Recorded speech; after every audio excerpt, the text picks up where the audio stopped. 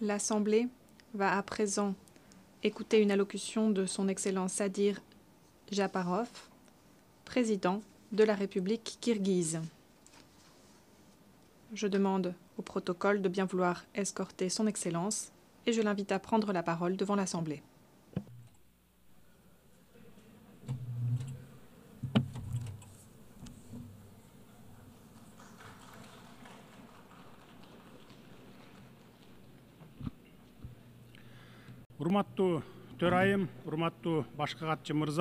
Madame la Présidente, Monsieur le Secrétaire Général, Excellences, Mesdames et Messieurs les chefs de délégation, Mesdames et Messieurs, permettez-moi tout d'abord de féliciter sincèrement Madame Annalena Baerbock pour son élection à la présidence de la 80e session de l'Assemblée générale des Nations unies. Je lui souhaite plein succès dans ses travaux. Nous célébrons cette année le 80e anniversaire de l'ONU, une organisation unique, garante de la paix, de la sécurité et du développement depuis près d'un siècle. En 80 ans, en dépit des nombreux conflits qui ont éclaté, le monde n'a heureusement pas connu de troisième guerre mondiale. C'est là, sans conteste, le mérite essentiel de l'ONU. L'organisation est devenue non seulement une plateforme internationale de dialogue, mais aussi un acteur clé dans la prévention des conflits mondiaux. Aujourd'hui, le régionalisme gagne en force dans la politique internationale. Les prix augmentent, les financements manquent, la guerre des sanctions continue dans l'économie mondiale, la menace du terrorisme et de l'extrémisme touche tous les pays. Malgré les critiques, l'ONU reste la seule organisation universelle dotée d'une autorité morale et du potentiel institutionnel suffisant. Le Kirghizistan est aujourd'hui fier de sa stabilité politique et des transformations socio-économiques en cours. Mais il a été difficile d'arriver à cette situation. Nous avons payé le prix fort pour obtenir la liberté et l'indépendance. Mais je puis vous dire avec confiance que le Kirghizistan s'est affirmé en tant qu'État. Cet accomplissement nous permet de nous fixer des objectifs ambitieux pour l'avenir. Les organisations internationales, y compris l'ONU, reconnaissent le Kirghizistan comme l'un des États les plus libres et stables du continent eurasiatique, doté d'une société civile forte. La lutte de grande ampleur contre la corruption et la criminalité est une priorité absolue de la politique du Kirghizistan. Aujourd'hui, nous devons moderniser la politique et promouvoir le développement économique conformément aux besoins de demain. Nous travaillons à améliorer le climat pour les investissements, à construire une société de l'information et à mettre en place une gouvernance publique équitable et transparente. Mesdames et messieurs, chaque année à New York, les dirigeants des États du monde entier se réunissent pour se rappeler à eux-mêmes et aux autres la grande mission pour laquelle l'organisation a été créée. Moi aussi, je suis venu à New York empli de cette mission. Mes diplomates m'avaient préparé un texte poli, en tenant compte de la conjoncture diplomatique internationale. Toutefois, cette année, à cette haute tribune, j'ai décidé de ne pas parler en tant que diplomate. Je souhaite m'exprimer non seulement en tant que chef d'État, mais aussi comme ordinaire, citoyen ordinaire de mon pays, qui s'exprime ouvertement, présente son avis et ses préoccupations quant aux événements internationaux qui secouent le monde. C'est la 4e fois que je prends la parole devant l'Assemblée générale des Nations unies. Pendant 3 années consécutives, je suis venu ici pour prononcer de beaux discours agréables à entendre. Mais aujourd'hui, j'ai choisi de parler ouvertement et directement des problèmes qui tourmentent le cœur de millions de personnes, dans différentes régions du monde, en Europe, au Moyen-Orient, en Afrique, en Asie. De nouveaux conflits armés et guerres éclatent.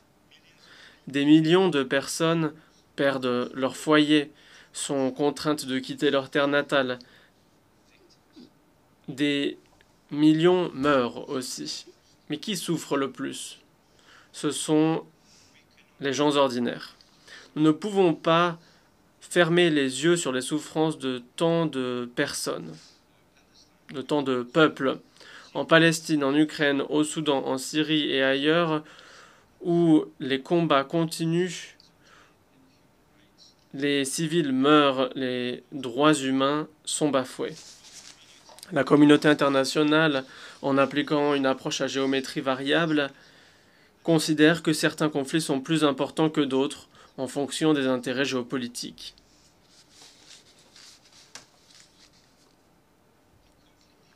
Le conflit en Ukraine dure déjà depuis près de 4 ans. Des gens meurent et fuient leur pays. Nous appuyons les efforts du président des États-Unis, Donald Trump, et du président de la Fédération de Russie, Vladimir Poutine, qui cherchent à trouver une solution pacifique pour régler le conflit en Ukraine. Et nous le souhaitons aussi, car nous souffrons également des conséquences du conflit russo-ukrainien. Les sanctions unilatérales ont des incidences négatives sur nous également, alors que notre pays se relève à peine. Le Kirghizistan déploie tous les efforts pour renforcer de manière autonome son économie. C'est pourquoi nous considérons que les sanctions injustifiées sont une ingérence dans nos affaires intérieures et une pression qui freine le développement de notre économie encore en formation. Je l'ai toujours dit et je le répète, le Kirghizistan a strictement respecté, continuera de respecter ses engagements internationaux. Cependant, nous ne pouvons pas sacrifier les intérêts de nos citoyens ou le développement économique de notre pays. Les sanctions imposées au Kirghizistan se fondent sur des informations erronées diffusées par certaines organisations non gouvernementales et par des individus mal intentionnés. Nous sommes prêts à accepter que soient organisés des audits internationaux indépendants pour examiner attentivement l'activité de nos banques.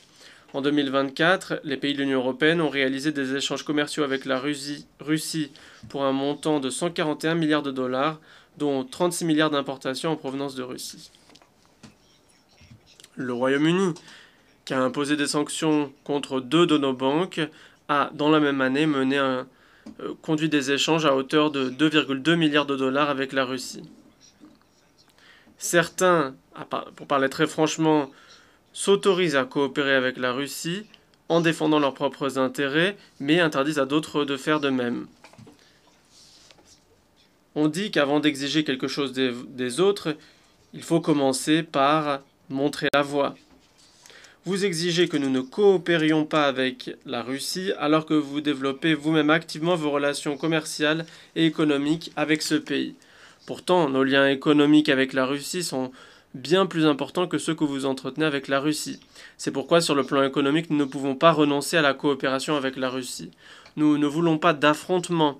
Nous coopérons de manière pragmatique avec le monde entier en menant une politique multivectorielle. Par exemple, chaque année, nous vendons de l'or au Royaume-Uni pour une valeur d'1 milliard de dollars. Ma première responsabilité en tant que président est d'assurer la sécurité de mes citoyens et de mon État et d'améliorer leur situation économique.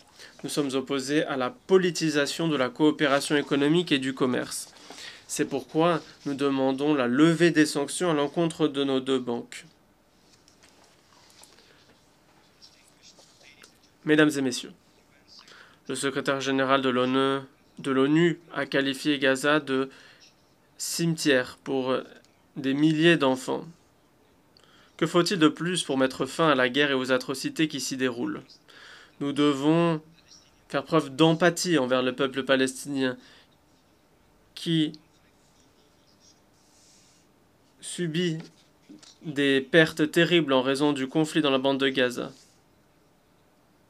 Nous ne devons pas rester aveugles face à cette tragédie qui se déroule sous les yeux du monde entier. Nous exigeons l'arrêt du génocide contre les Palestiniens et l'ouverture d'une enquête judiciaire internationale par la CIJ, la Cour internationale de justice.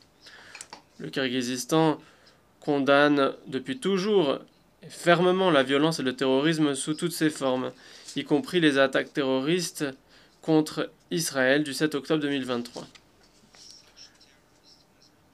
Les terroristes doivent être punis sévèrement. Toutefois, les méthodes de lutte contre le terrorisme, les méthodes pour éliminer les terroristes doivent respecter certaines normes et procédures. Ces méthodes doivent être respectées. Les civils ne doivent pas mourir. Pourquoi est-ce que l'on accepte que des centaines de milliers, que les actions terroristes servent de prétexte à la mort de millions de civils? La seule voie vers une paix durable repose sur le principe de 2 États pour 2 peuples. La Palestine doit accéder à l'indépendance sur la base des frontières de 1967. Nous condamnons également les récentes frappes ayant visé le territoire du Qatar et de l'Iran, lesquelles attaques qui violent la souveraineté des États et menacent la stabilité et la sécurité régionale et sont contraires aux normes du droit international. Le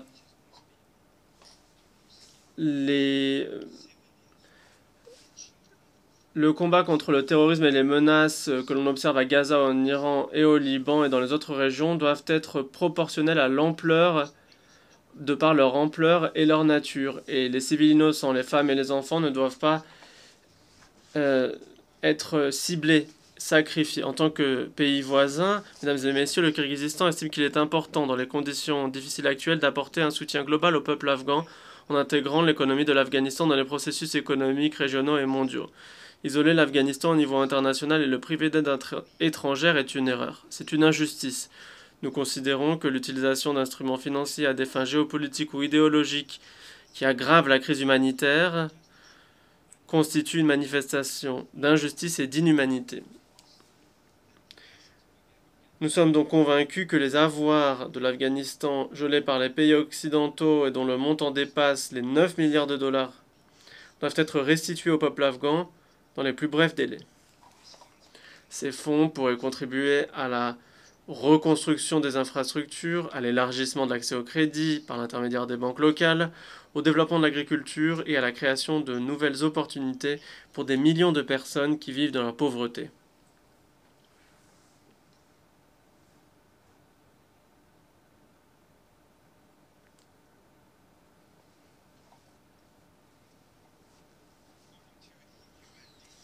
D'après les données des Nations Unies, en 2025, 15 millions de personnes en Afghanistan ont été confrontées à la faim. 24 millions avaient besoin d'aide humanitaire. Comme chacun le sait, début septembre, plus de 2000 de nos frères afghans ont perdu leur vie à la suite d'un tremblement de terre. Hélas, faute de moyens financiers et en raison de l'insuffisance des infrastructures, l'aide n'a pas pu être fournie à temps aux sinistrés. Nous appelons les dirigeants des pays occidentaux à restituer immédiatement ces avoirs dans l'intérêt de l'avenir du peuple afghan.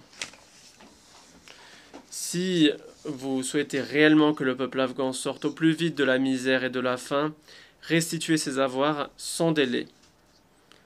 Ce n'est qu'alors que vos paroles sur les droits humains et les obligations internationales correspondront à vos actes. Chers participants, les défis actuels en Afrique, des conflits à l'instabilité alimentaire, exigent non pas de la compassion dans les mots, mais une véritable solidarité par l'action. L'Afrique, ce sont 54 pays et une population de plus de 1,5 milliard d'habitants. C'est le deuxième plus grand continent après l'Eurasie. L'Afrique dispose de ressources naturelles colossales et nous sommes convaincus que dans un avenir proche, le rôle de l'Afrique dans l'économie mondiale et la politique internationale croîtra exponentiellement. C'est pourquoi les richesses naturelles immenses de l'Afrique doivent servir au développement accéléré du continent et à la satisfaction des intérêts du continent. Il est nécessaire de renforcer les activités de maintien de la paix de l'ONU. Mon pays a commencé à envoyer des soldats de la paix dans le cadre des missions de l'ONU dès son indépendance au début des années 90. Cela prouve encore une fois que nous souhaitons sincèrement contribuer au renforcement de la paix et de la sécurité dans le monde. La contribution d'un État ne doit pas être mesurée à l'aune de la taille de cette contribution, mais à l'aune de la profondeur de son engagement. Et de la sincérité de sa volonté, de son engagement en faveur de la paix et de la solidarité. Nous appuyons le renforcement des traités internationaux, y compris le traité sur la non-prolifération des armes nucléaires. Il est essentiel d'éduquer la jeune génération à un monde sans armes nucléaires. Il est important de sensibiliser les jeunes aux conséquences destructrices de l'utilisation des armes de destruction massive. La Journée internationale de sensibilisation au désarmement et à la non-prolifération, créée à l'initiative du Kirghizistan et soutenue par les États membres de l'ONU, constitue une excellente plateforme pour mettre en œuvre cette idée. Le Kirghizistan est l'un des États à l'initiative et également le dépositaire du traité sur la zone exempte d'armes nucléaires en Asie centrale. Nous avons adhéré à tous les instruments internationaux fondamentaux en matière de désarmement et de non-prolifération, y compris le traité sur la non-prolifération des armes nucléaires et le traité d'interdiction complète des essais nucléaires. Conformément au principe de cohérence, cette année, la République kirghize a pris la décision politique de signer le traité sur l'interdiction des armes nucléaires. Nous sommes fermement convaincus que notre planète doit être débarrassée des armes nucléaires. Cette invention humaine doit être utilisée à des fins exclusivement pacifiques. Mesdames et messieurs, pour que le développement durable et l'intégration régionale soient réussis, les pays d'Asie centrale ont besoin d'un dialogue sur un pied d'égalité et d'une coopération active. En dépit de son histoire et de sa géographie complexe, le Kirghizistan a réglé pacifiquement les questions frontalières avec ses pays voisins, en particulier avec le Tadjikistan et l'Ouzbékistan. Ce processus est accompagné de négociations longues, tant au niveau politique qu'au niveau des experts, et a pu être réglé dans le respect des intérêts de toutes les parties. Je puis vous affirmer avec confiance qu'aujourd'hui les frontières entre le Kirghizistan, le Tadjikistan et l'Ouzbékistan sont devenues des frontières d'amitié, de commerce et de coopération. Cette expérience montre que la paix est possible là où il y a une volonté politique, du respect et un dialogue, ce qui nous a permis de surmonter toutes les contradictions existantes et de nous engager sur la voie de la création et du développement.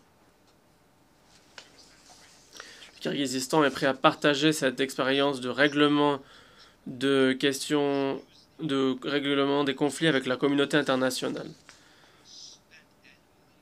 Utilisons plutôt les plus de 3 000 milliards de dollars dépensés chaque année dans le monde pour l'armement afin d'améliorer la vie des populations, d'éradiquer la faim, de protéger notre environnement et de purifier l'air que nous respirons, car il n'existe pas de frontière à l'air que nous respirons. Nous respirons tous le même air.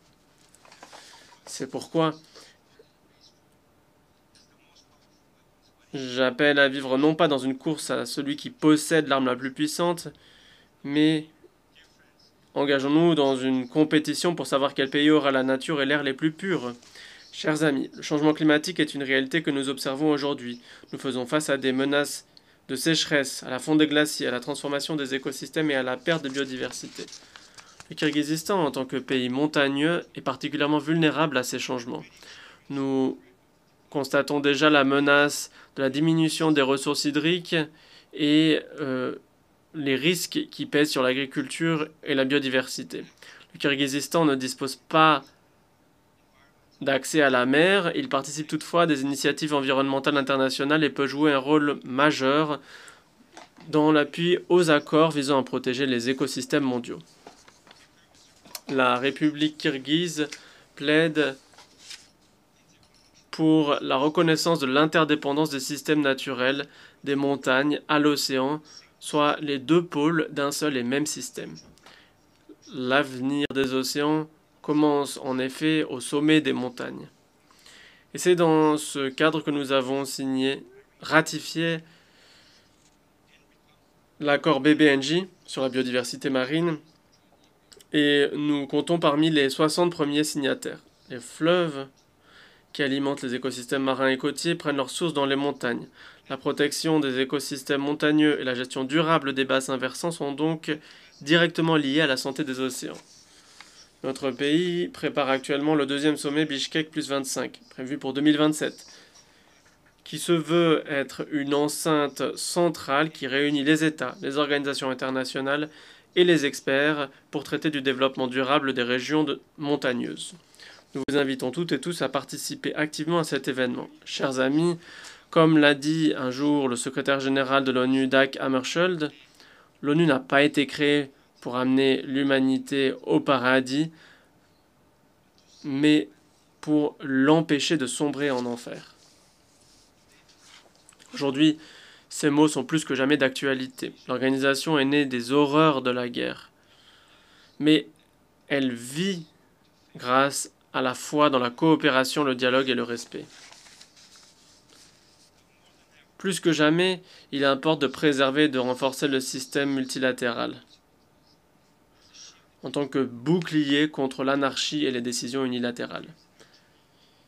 Il est désormais nécessaire de mettre en place de nouveaux mécanismes internationaux adaptés aux défis et menaces contemporains, et ce de toute urgence. Notre organisation a besoin de changements, non pas par choix, c'est l'exigence de notre époque et qui découle des réalités actuelles. Dans ce contexte, nous appuyons les efforts du secrétaire général visant à réformer le système des Nations Unies dans le cadre de l'initiative ONU 80. Il est également grand temps d'améliorer et de réformer le fonctionnement du Conseil de sécurité de l'ONU.